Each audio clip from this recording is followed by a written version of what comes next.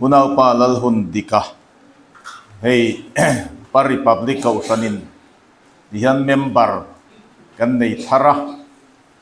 chuan PYD member kan nei thar ti te kan thin lunga lo om sela kan froi tu te oin chu masain baptisma certificate hi kan lo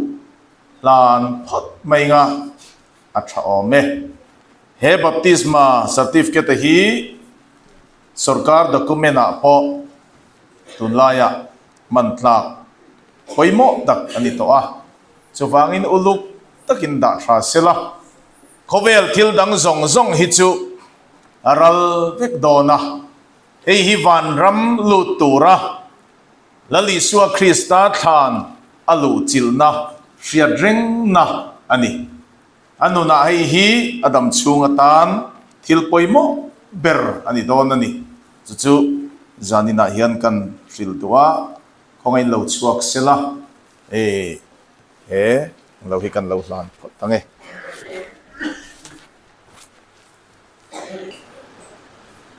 lali suwa krista chandam na changtura swal ngai dam na baptisma lalpa tu tung thiang dim izom na chinchia na he ne kha he certificate hi lali suwa mingin khala na che lalpan tam takin mal som chero se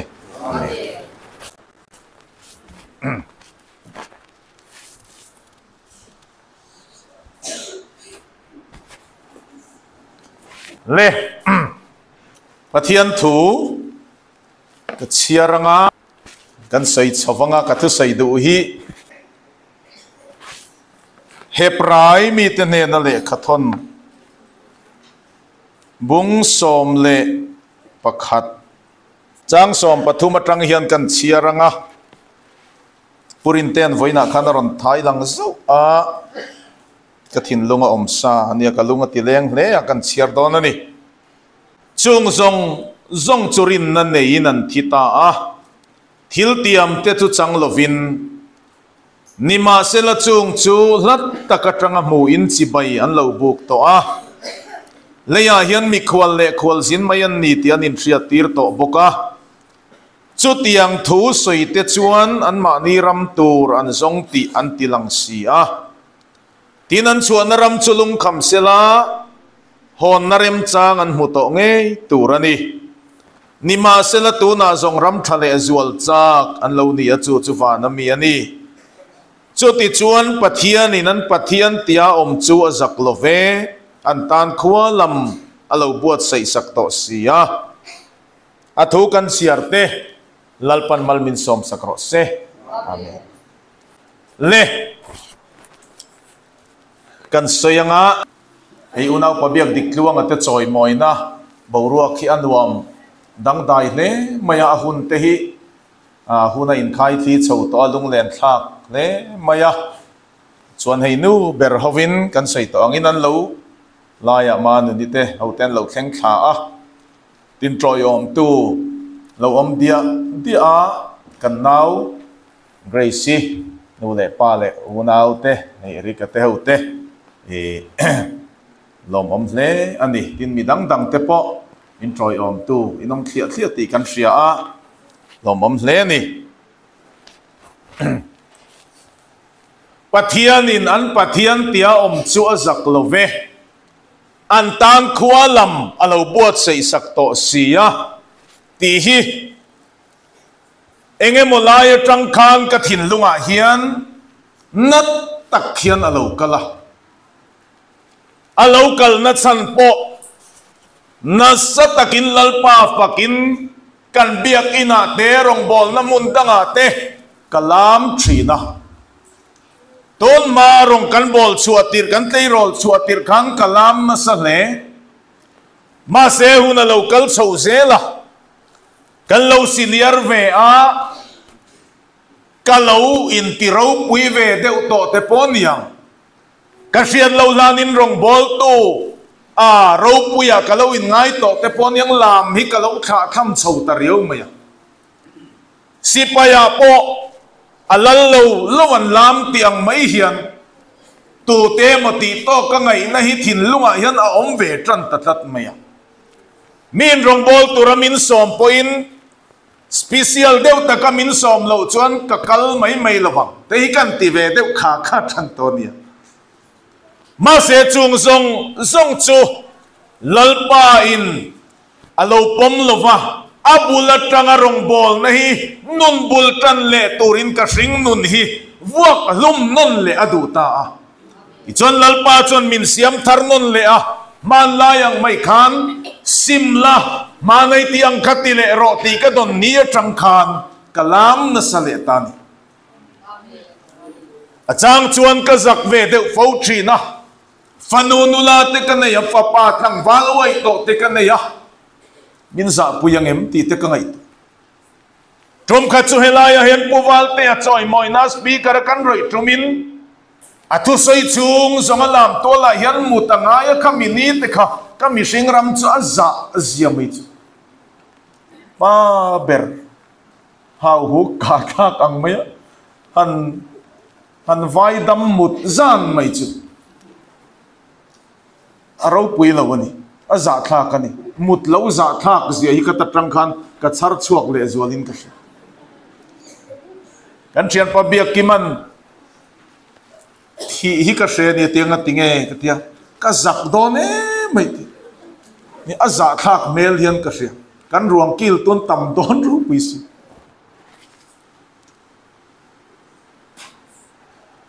chua ta han mut zan mai chu aza thang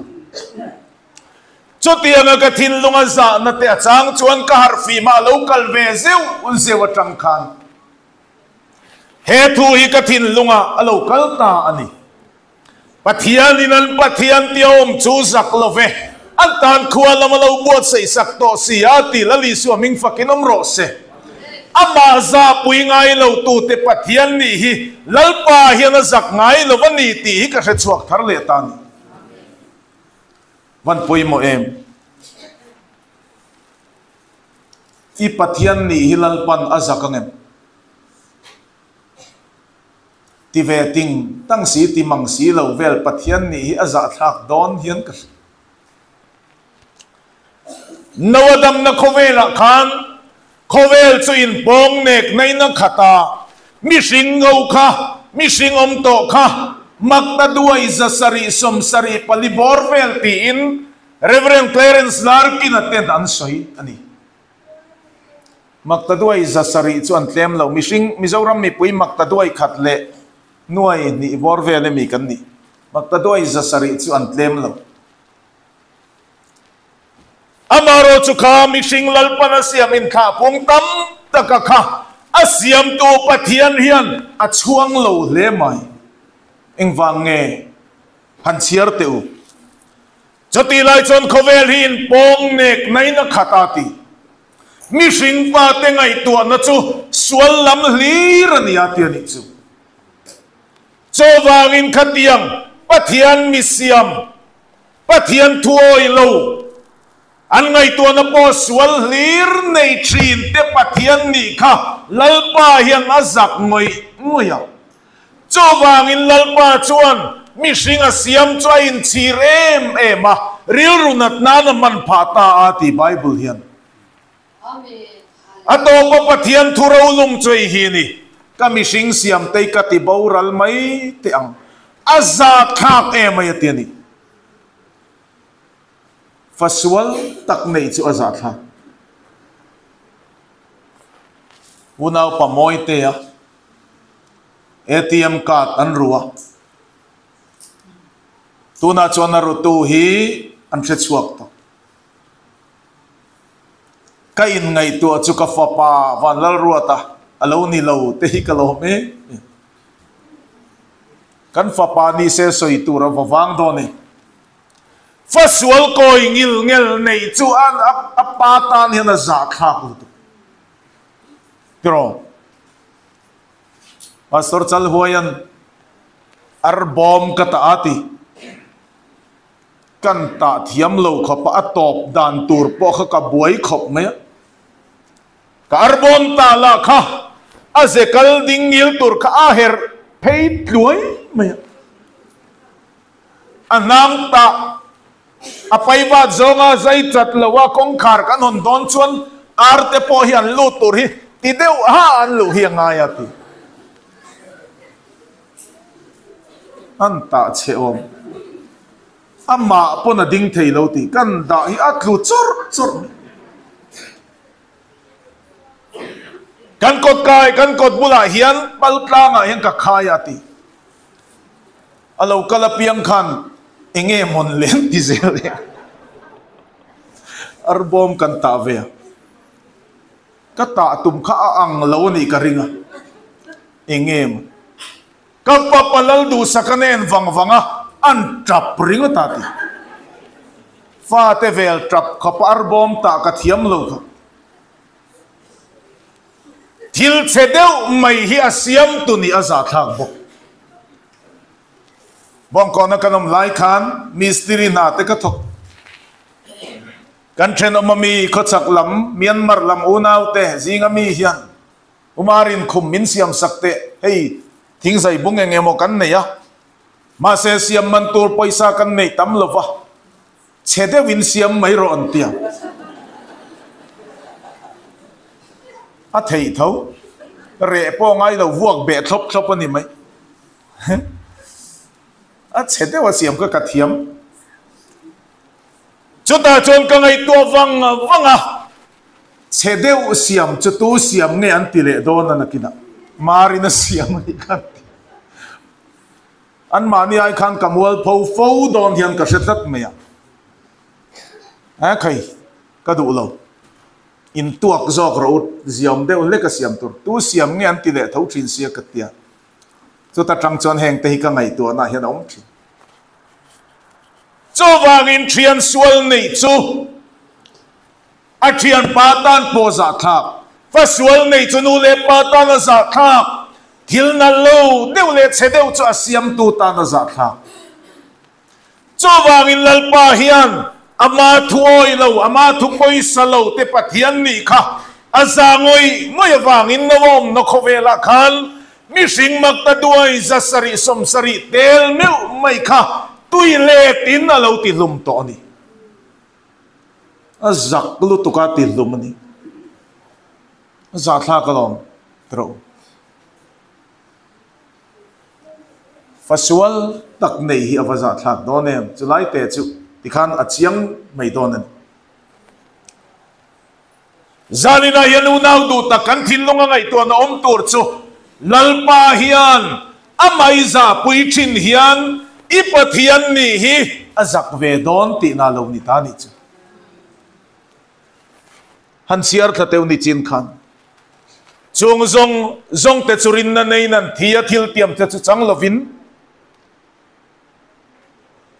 nima sela chung chu lat taka tanga mo in chi bayan lo buk to enge an mu an ram lun tu ra ka voinia purin te sayang khan an ram lun tu ra ka an thir tri na khove la tang khanan ngai em achumi an then hun tur chan ngak lela advance takin churam le anei to chu chi bayan lo buk thi na ni chu chu ti chuan leya hian mi khol le khol zin mayan ni ti anin sia tir to a khove ro pui na le moi na zong te an khol zin na rama an thil ton mayani an ho san le don tin in sia ta wangin an mangai du ngai lo ni ti chuan chu tiang thu soi te chuan an mani ram turan zong ti an tilang an tong kam chuak te hian van ram zong mi an ni ti an alan tir thi na ni unau du tak kan ti le kan tong kam man te hian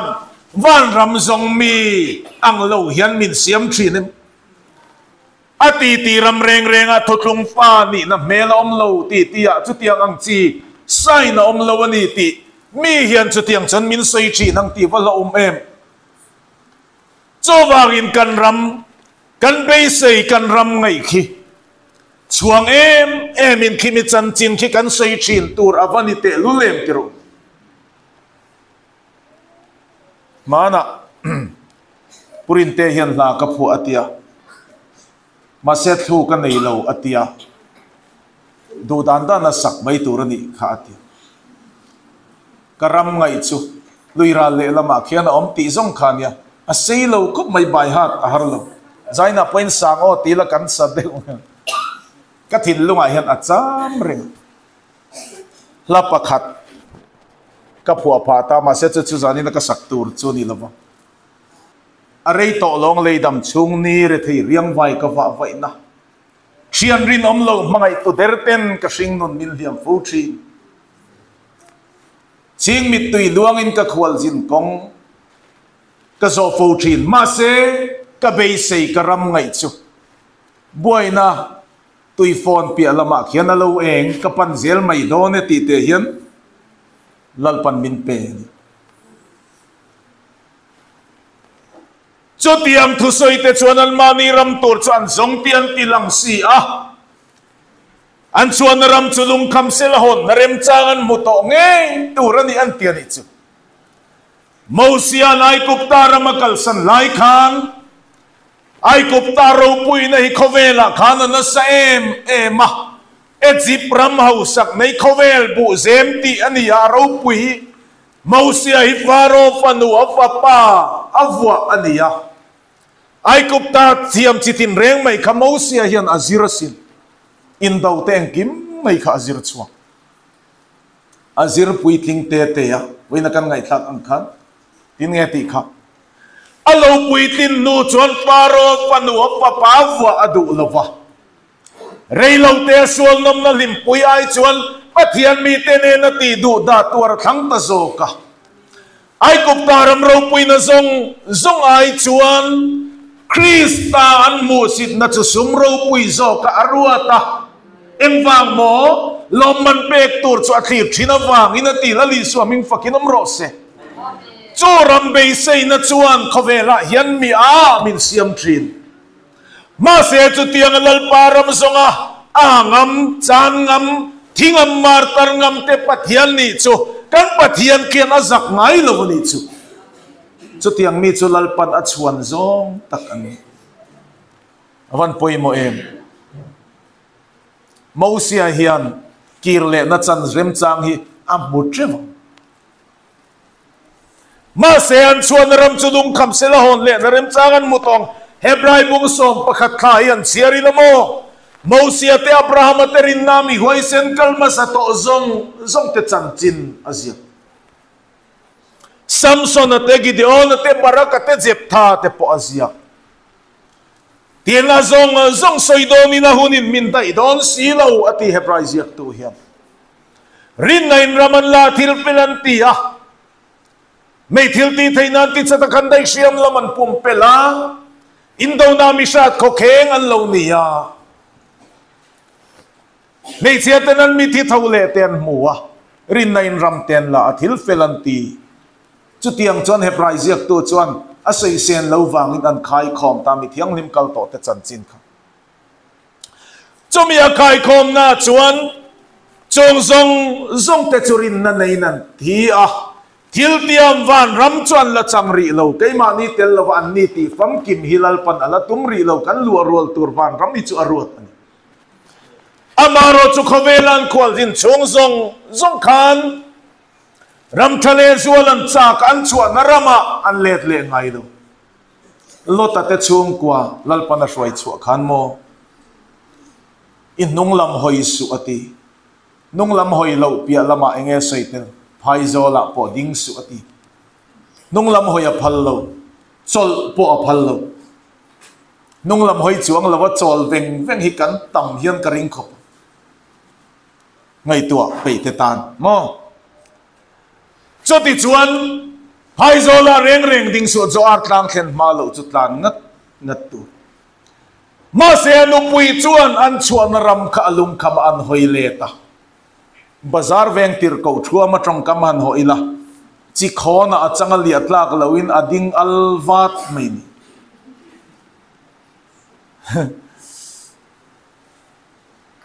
cho ani hoilet cho wangin an ni chonan chuan ram khangai om le ma sela mai hup chungin malaman pan zela nung laman hoilo nun nalam panin tlan zel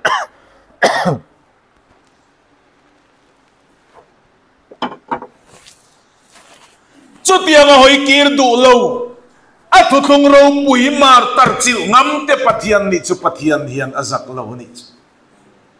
nawahuna an pathian ni azawangin khatiza alo ti boral lota huna khan mong ko hur antam tang devin han seina lota mi khwal te khawan pir ko panin ni mi pa an ni English Bible po men atia lota mi khwal te khawan tir ko mi pa an ni lotan fanu pani tuma la khoi bol lolo anei chu karon pe ang cheu ngai du dui ni lo sop don nia ati ami khwal te khawan tir ko ni wangin lotan an khoya phal lo ami khwal te humim na turin afanu te thap mai ma semo mei chian du lo if imi khwal te kha ni kan du anti mi pan ni ting sherenga chu chon sodom khoswal zia atilam mong ko hur sodomai anti ang chi hi voin thlengin omtani khatianga sodom le gomora le akyang vel khuate sual na khatte pathian ni kha lalpan azak em mong ko hurte pathian ni khalal panazaka chowangin meile katin atilum leta mase aming thiang lima wanga tuar tu aming thiang lima wanga thothung zom ngam tu khovel sual ral ne lalpa khangam tu leiro puina zong zong no lalal krista khangam tu te pathian ni hilal pan azak ngai don lo ni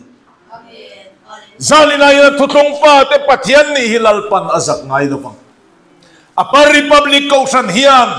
lalpa za pui lova khara lalpa kan fakat sibai kan buk chung chon kan pathian ni hilal pan azak ngai don lo avan poi mo em unau du tak zanina hian in ngai tua van thaen tirko pola kha lalpana kova Christian titidu da tura phur taka Damaska tukum phelak laka apan lai khan pastor chal hoye tongkam ho taila ambus ro pui Damaska daya atong tani tat kong tla ang main ron richor om tamaya emina chun tlua leya kana tlua lalpa tungay ni Jehovah ti amang hilai hiyan Jehovah tungay ni ani chuan Jehovah kan nilovea atilo iti du da isua kani at siyang Paul hiyan voy khat ma isua hi face to face in alam mo lo voy khat maan ken belai pan pen khat po pen lo ma se iti du da isua kani engeti kan ti chuan amaring tu te chunga leilen amaring tu te musit le ti du da tu hi lalpa hian amit no te khoya angai pathian mi te nun hi mo an niam mi lo nia chowangin iti du da isua kani chutiang mokin aminga wanga tuivot no khat seng tu po lalpan athon ni na omtir don lo ti chuan pol chu ko ther ngi lan tia tikhana om tarana anania lalpana tira ol samjong kasai purpurang anania nena lalpa in sola tarsa khuami kiliki rama sailian galmen gamalel kabula sailian kha ko ther ngi lan tia tan pui ngai na omaniti asila anania hian lalpa sola chu ka hret chianga tunlai tong chu ni se anne na kaldu tur khopi chon kamol tok lo sin Christian ti du da tu ni ka hret chiang ma se lalpa chuan kaminga wangin siom enge alator dona ma kala sia tirang atini lali so aming fakinom rose ama busit tu te hi aming thiang lima wanga siom tuar torin lalpan le lindai adu ti chuan atirta anania chuan solab chunga chuan akutang hataka naw sol imidwar na turin le chandam na ro pui chan theina turin konga ikal na a nang ma tok tu chikhan enga chun tu chikhan min tirani tia amita ta puli pangatla amita lo varta tun lai camping chuni se piang thar minga anjiak lutang ambu sa toklo na sani ma se chu chu la toklo enga tingay laom ring le thau lama minglam chungin baptisma chang lai sual tatleng fai ta che atiani chu ti chuan tir ko te til ti mung ko chang som paruka chuan sola chuan lali suwa krista mingin baptisma achang ta ama chuan sola pathian ni khalal pan china sola ka pola ti lo ni ta lal pan azak thin ma se chu ta chang chuan lalpa minga wangin ati du da thina rong chu ala bol don ati du da thin tan chon ala mar tar don ani ti hilal pan a shelo tir ko te til ti bung som ni pani han chiar chuan chun na tiang khenita na emin ti in o ka sia ati pola hian kil na thir khen ani lo chun na tiang khen ani ngai pol tur ni lo romanun ngai pol hi kan nei fo nia Bethsaida deal te kan chok phul le ringotri Bethesda zo ani Bible hi chian chun na tiang khenita na ati hi omzia chu pola nangin min chuna i chuna hi se chiang la chuan mo i chun tluk hian i thin lung hi i chuna mangai na hian a chun le don chen ni ti nani pola nan sia chian nia chuan ana atilu tuk tarenga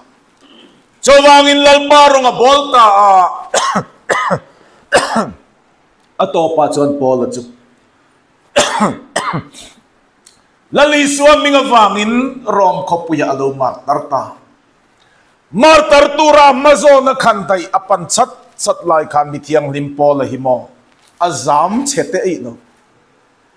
apathian ni khalalpan chutianga minga wanga martar na lom takama chon tu te pathian ni chulalpan zakhek lo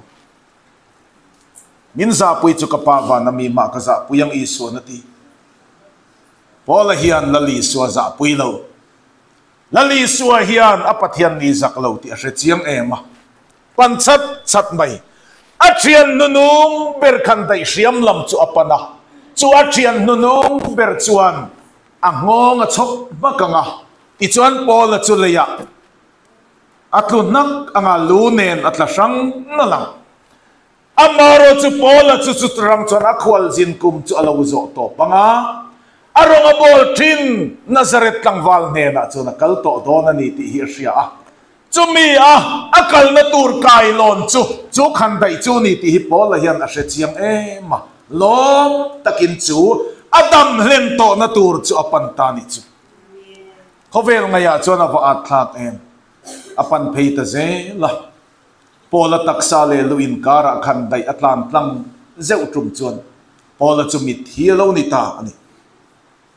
mi thiang lim pola chu leya chuan a tlom ta ma se van khopuya chuan a tlom ngai to don lo pola hi voi khat ma martar le to ngai don lo van khopuya chuan to rodri nen martar thuam ro pui an lo sil tiranga thang chua diar an lo kim tiranga an lo choi moi don ani la li suwa ming fakinam ro se chu tiang mi te pathian ni chulal pan asak ngai lo ani Peterate Bartolomaya te pathian ni kha lalpan azak lavani zanina hian kan thil lunga chu chulo omro se ka soi kwalvek to lawang khalai kha mi thiang lim kal to ten se om tam tak an tuara phat san turin an tia kang khan dai tak wanga thina laka te khan chan chu an du lo ban zanga una pama ve na nen tangin kan ngai thak to ka chan chu an du lo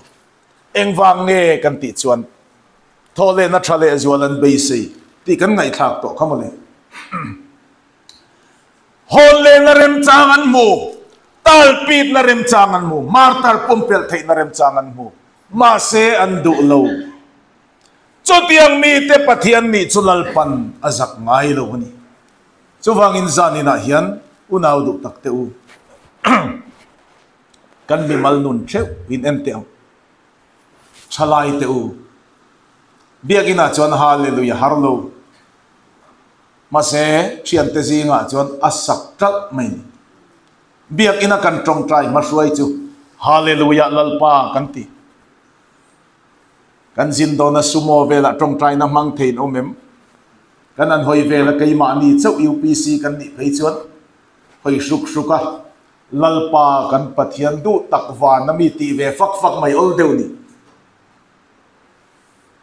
hallelujah ti kot chua khan pen lu mai har khop tir ko lal hon chu nga te chu an jin donin ba sa trong trai nam mang thei nam man tia presbyterian upa trong trai ya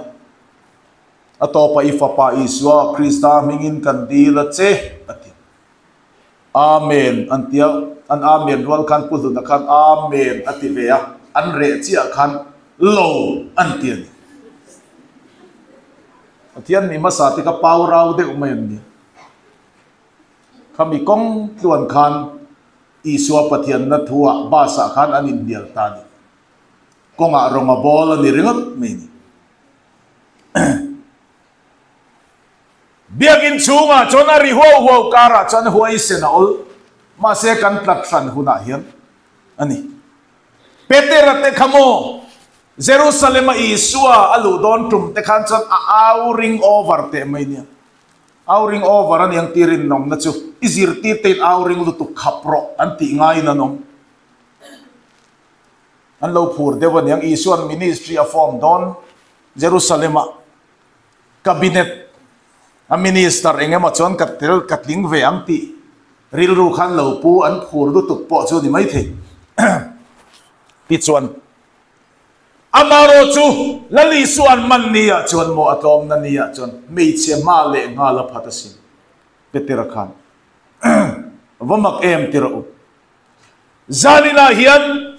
ni deuro ni mangsi lo tui lai rap te pathian ni hilal pa hian aza zong tak Charlie Chaplin te hi kan soi le lok teng nan apian na anal lo mela thalem lo patelam pangpian zu ive tritret ani film pangai te an changa comedia po fa tema pangai de changkang de German comedian ti ang chi film te an chang cho ma se a lo ting lo anin en wanga apian zeilo ve tak mai le atlin lo na le amak em na mil chia chuan fiam thu ho te an lu ta a lo ting ta ni ani tur ang ani khan lo lo ting ta ni voin thlengin dul te kho thlengin an shevet sei chuk thlengin kela ro ta ko khona an shede vek ani alar ani Charlie Chaplin hi London kopuya ama ang ber an khan trumin an khan don trumin azuk elvea panni na la zuk ni zui ay ang khan omania UPC inia thotlong pa inia mi in ngai khata an ngai cheni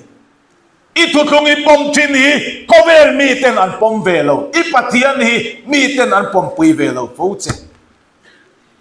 engema ni khwa engko san ngai ni UPC maro chu lu hiat nau nau chungin karu te chiam lowa tia ru te chiam lo turani lo ni lam mi chu ni ngang mai turani chu sa ni na hian kan thalai te ne na hian ka sei do ni oi mo chu wangin kan ni nei kan za pui chuan kan zui lalpa khi alom mi alo chu tiang mi te pathian ni chu azak ve tlat chowang chuan unau du tak zanina hian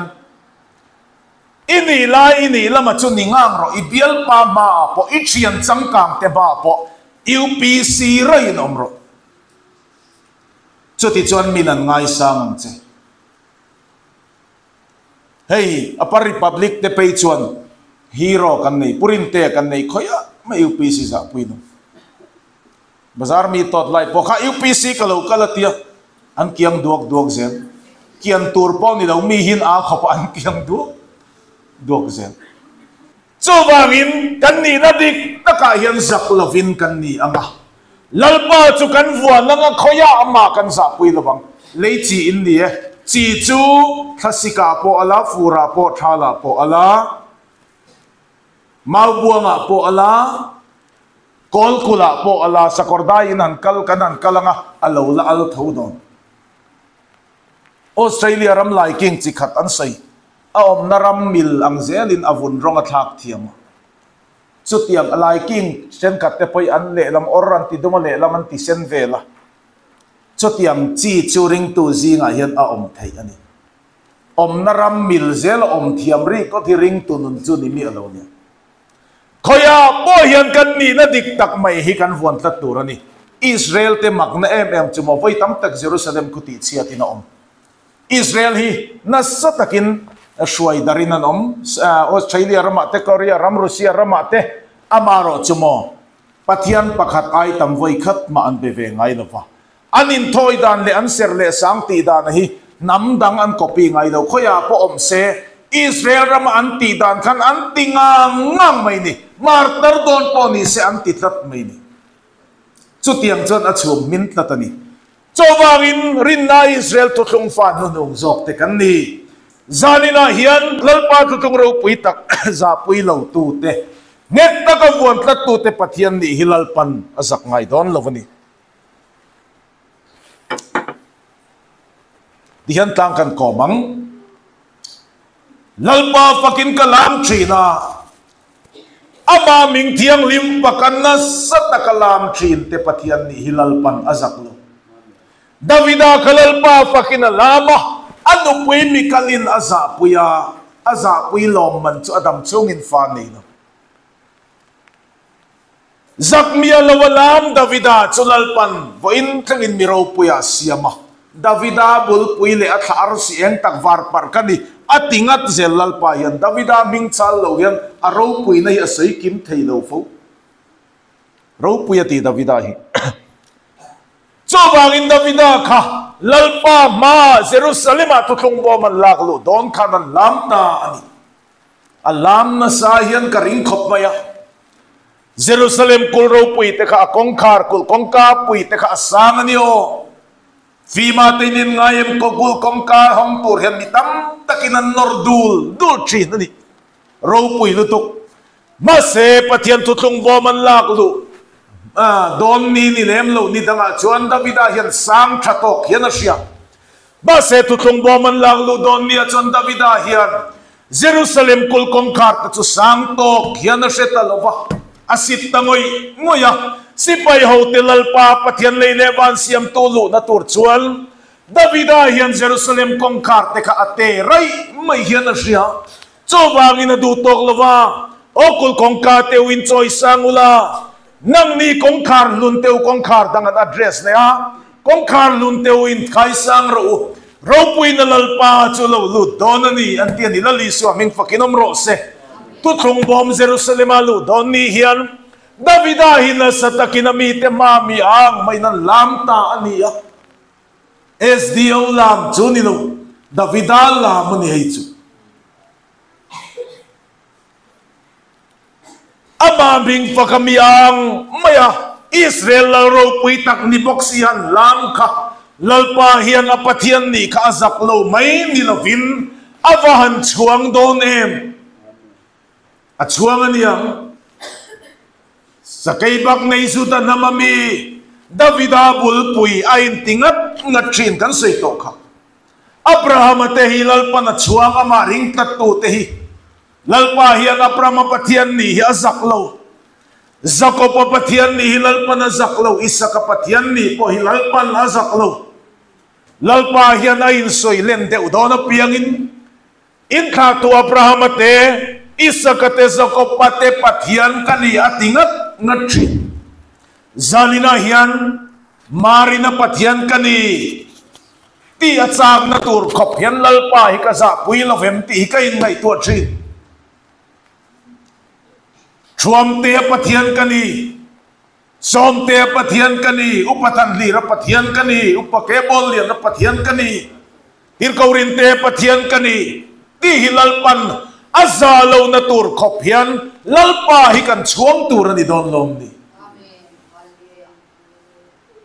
nasatakina par republic ko sa dikan lam don chok kan subjeka hian lam lama po hityaban par hi atel tat mai ni amakzia ban par hi mo hetichen lek ban par hi hetia ban par nen hian ain ang mialo kan thin lunga tho dan hi Chowang in a fall in bani parchin turani. Upatan liran lama.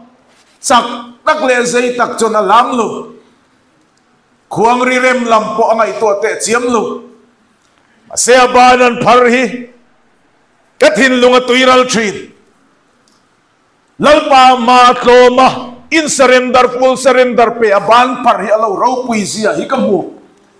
Chowang inudaw do tak. Lalpa choy moin kan ban parin kan lamanga. Lalpan ne namin san tirzel dong.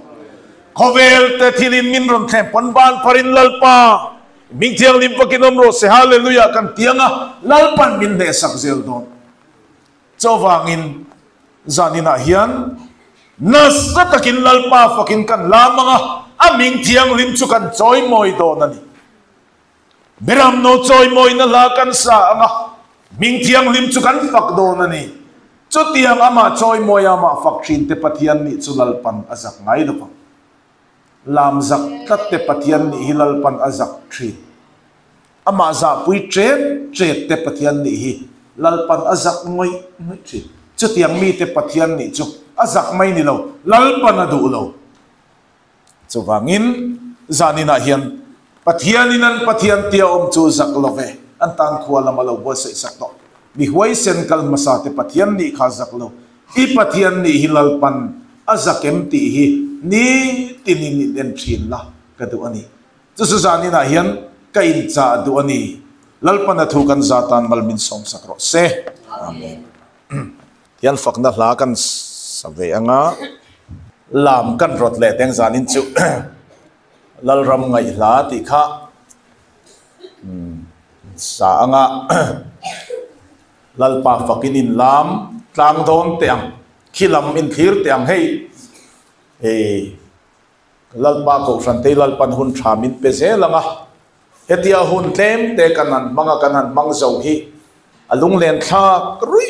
mai thina ko sante po hi kanin mangai sot via lalpan tu ma bai thelom lovin a ko sante min siam thorzel donani unaw pa choyate tepon choy moy anin bat chho nual to kha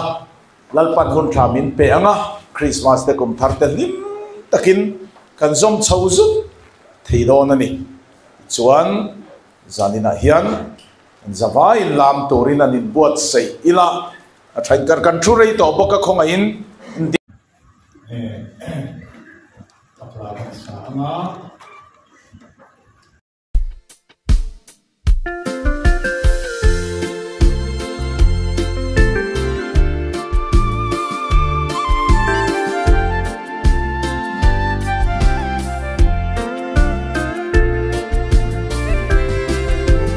Belung ay na le buhay na ram hisong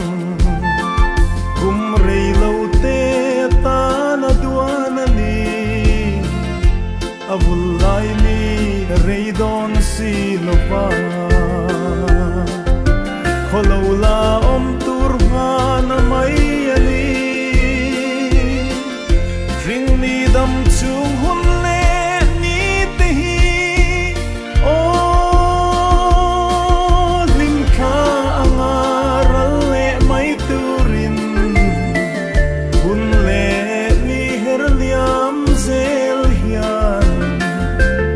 Tiang kolorona herliam pui mai don sin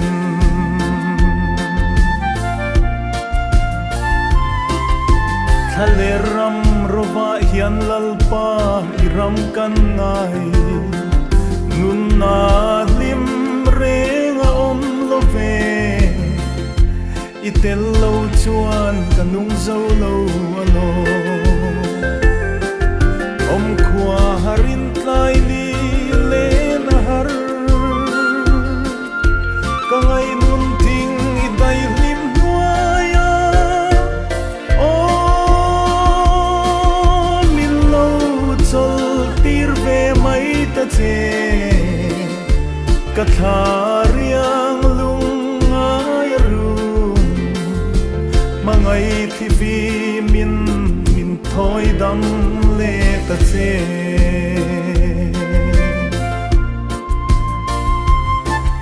mana shwai pui mau si itel lo chuan Jordan ral kai kan zuam lo ve lalpa I mangai te kan chawani kanan ro mei le ni tla zam vel han khirin kan lung aleng mange o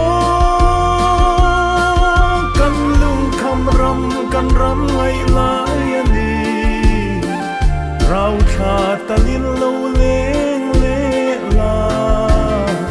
bin shuai kayang che ram tiam kanan ram moi chu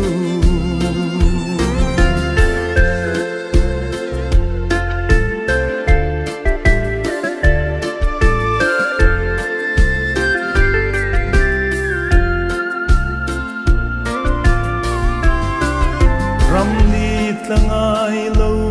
kan then hun na chuan kan tho rim na zong zong chol salin nu tiang ram reng kan hoi to lovang beram no ne na la moi sa in chu ram ma chuan nit lag le san thim o a om le to ngai lovang kan mi lung tu kal masa tene chen na bia thu reng reng kan soi to lovang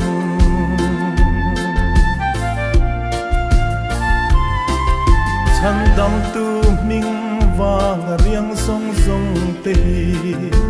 kho vela hiam kan cham rei to e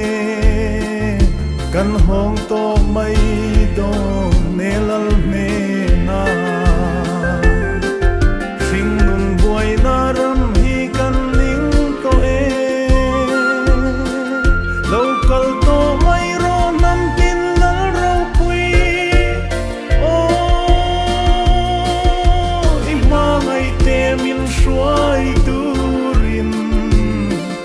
kan lo mua kang che van bo rua ka eden sual diap lei an che dong tiang chon turin